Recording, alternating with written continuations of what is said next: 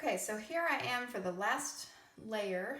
I'm gonna get this painting finished in this round of painting.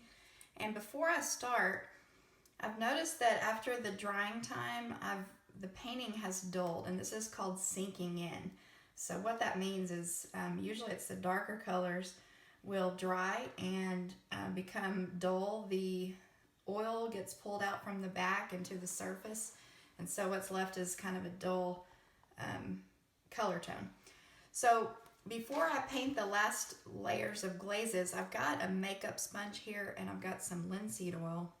So what I'm gonna do, this is straight linseed oil. I'm gonna put a little bit on my makeup sponge and get a thin layer. And you'll notice that as I put the linseed oil on, it's bringing out the richness and the depth of the layers of color that I have on the surface. And you definitely want to make sure that your painting is completely dry.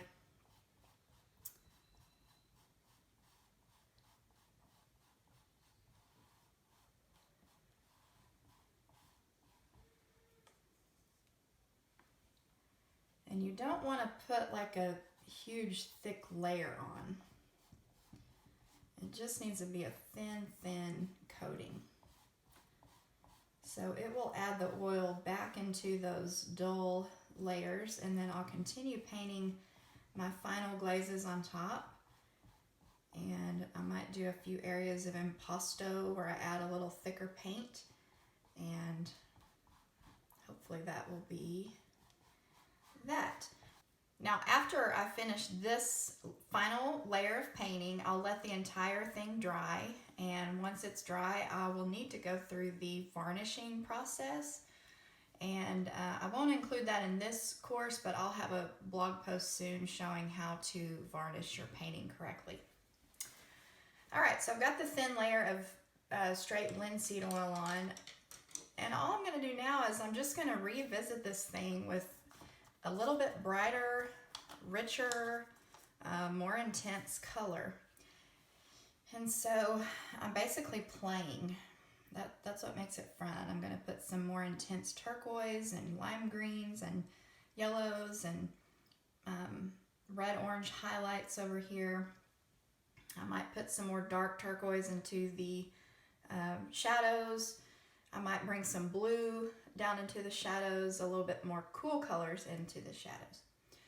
So I'm going to start with this pair right here. I'm just going to pull some Cad Red Light over here, and I'm going to dull it slightly and then lighten it. And that's really light, and that's really pink. So if you'll remember, what we did before to kill the pink is we added the yellow.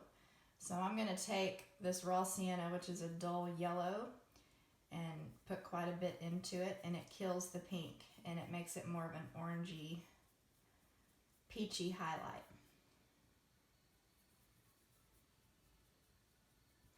So after I've mixed with my brush, I'm rinsing it off so I can control the amount of paint that I have on the brush. And I'm just looking for the brightest little places in the painting right here. And I might even add a little bit more white, a little bit thicker paint, just touching it here and there.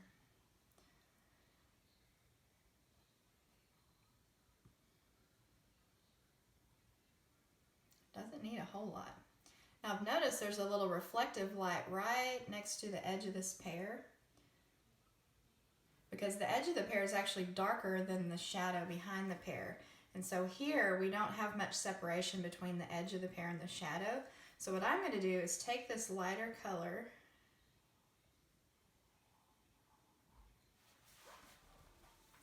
and actually the shadow is a little bit more pink. So I'm going to go ahead and take the Cad Red Light back over here, dull it with the raw umber.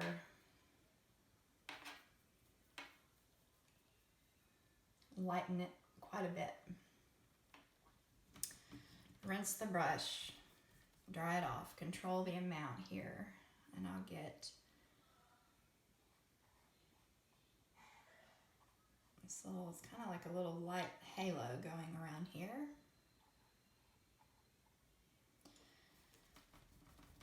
So now that I've done that, I've got a dry, clean brush, and I'm just going to feather.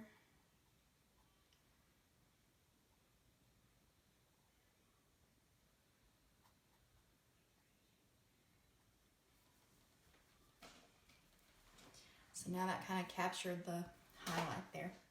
I actually do have a darker edge around here, so if I take my raw umber and Cad Red Light,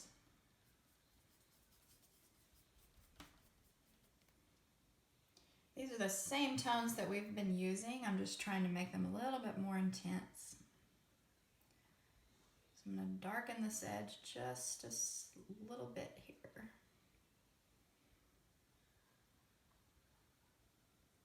Leaving it sharper on the edge and feathering, blending into the form of the pear.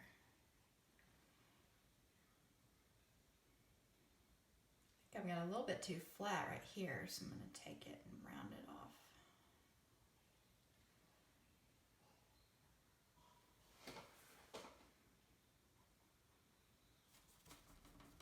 I could probably lighten this area, so I'm going to take a little bit of my light value and lighten up the same color that I'm putting on the edge and just kind of lighten it slightly here. It's just kind of a back and forth game.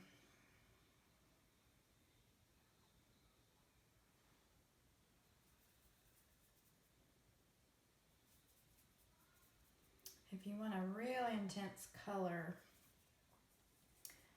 you can put Cad Red Light in with your Cad Yellow. I'll show you right here. Cad Red Light with Cad Yellow makes a really bright orange. Super bright. Now that would be way, way too intense. So if I wanted to use that, I could dull it. Another pretty color is to take, let's see. I actually want to show you this color. I'm going to add a little burnt sienna to my palette.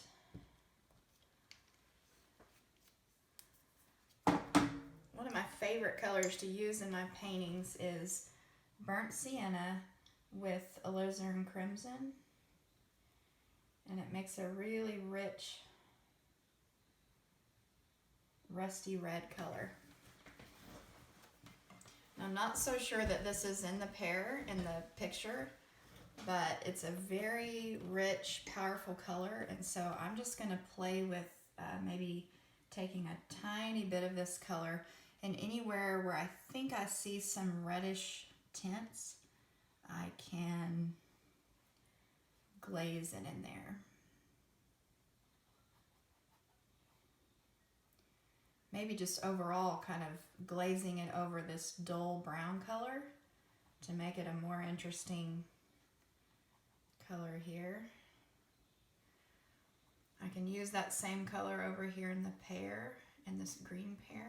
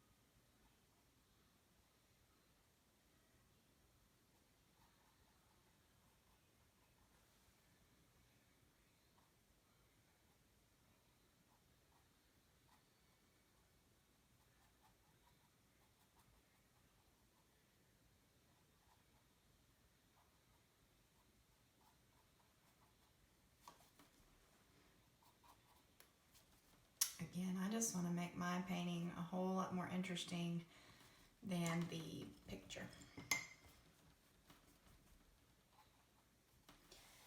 Okay, so let's see, I'm going to go back and revisit the darks, and I'm going to take some brighter blue and raw umber.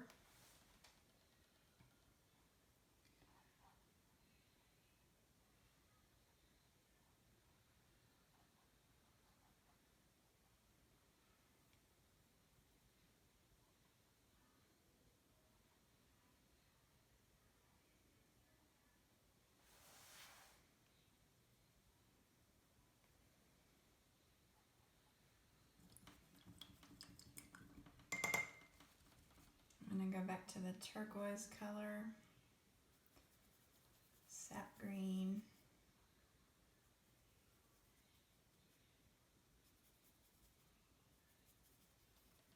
Too much paint in the brush after mixing, so get it clean and dry.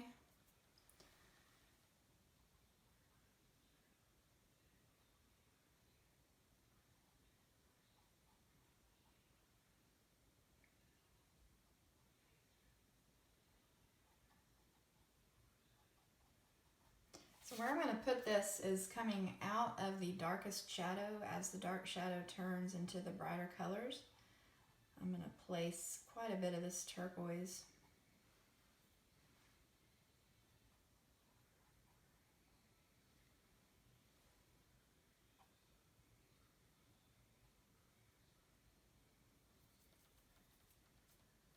I'm going to lighten it up quite a bit.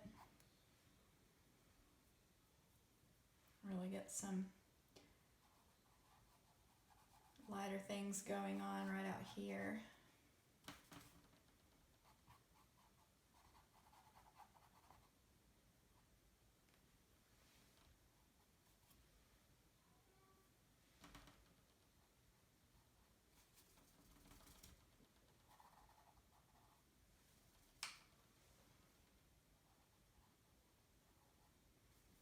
Again, shadows are always softer on the edges.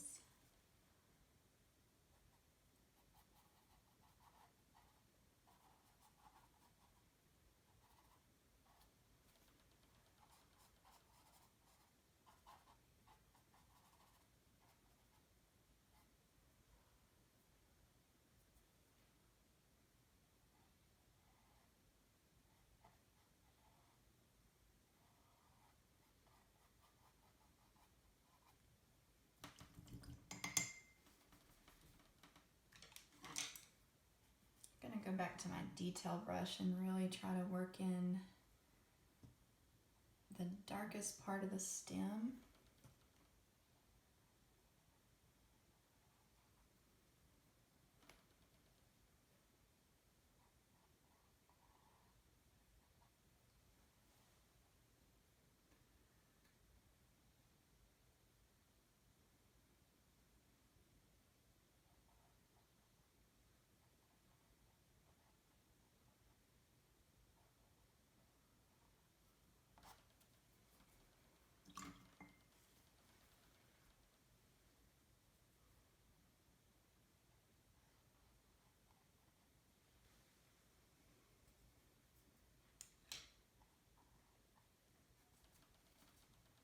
Alright, I'm just about done.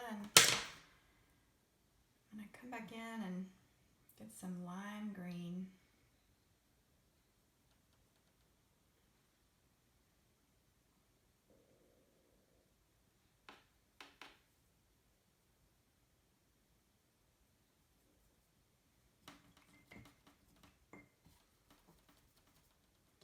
Now this area is green and this is yellow, so I'm going to go for the green first. Just going to hit it with some highlights.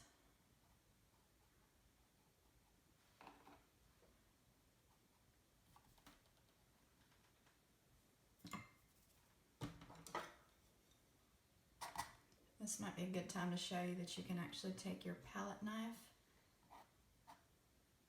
and get a little bit of texture, dragging it across the surface.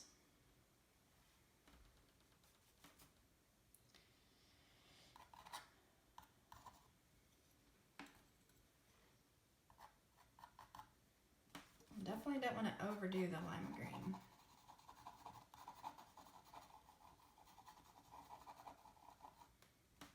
I'll take a little bit more yellow.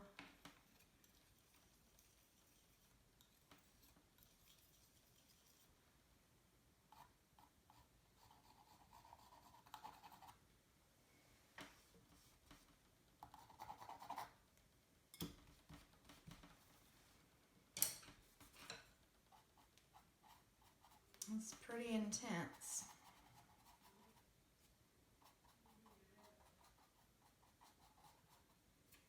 You can always make adjustments if that's too much. Let's just kind of dull it with some raw umber.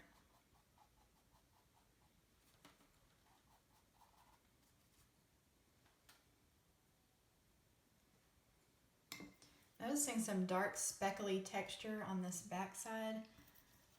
I can probably take some raw umber on my palette knife and just kind of drag the surface here. Ooh, that's too much. Take the paint eraser, lift, take a dry brush and soften.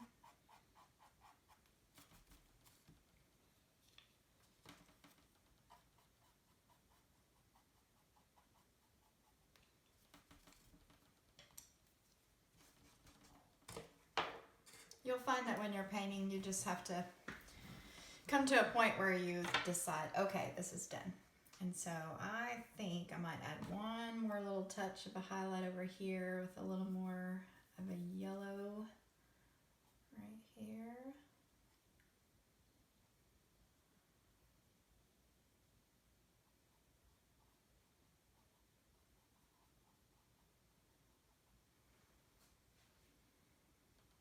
I really want to put some of this green and yellow in the shadow.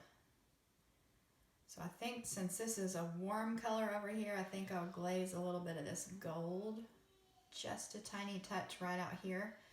And then it's kind of experimental, but I'm just going to take a little bit of this dull lime green and just kind of glaze it right here into the shadow. So again, that's just playing with the colors, reflecting in the light and the shadow.